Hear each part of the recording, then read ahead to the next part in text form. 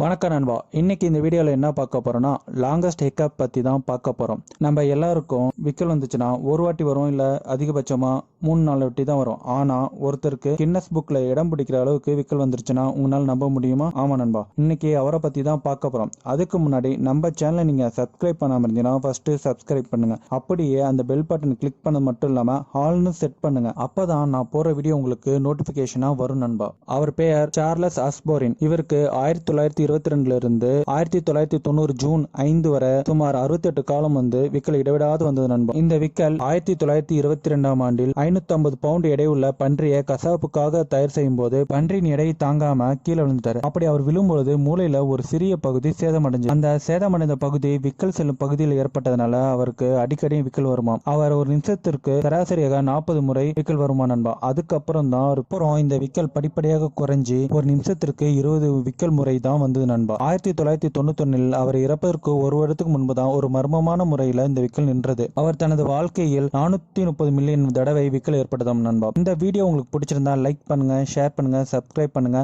மறக்காம உங்க ஃப்ரெண்ட்ஸ்க்கும் சொல்லி ஷேர் பண்ணுங்க நண்பா.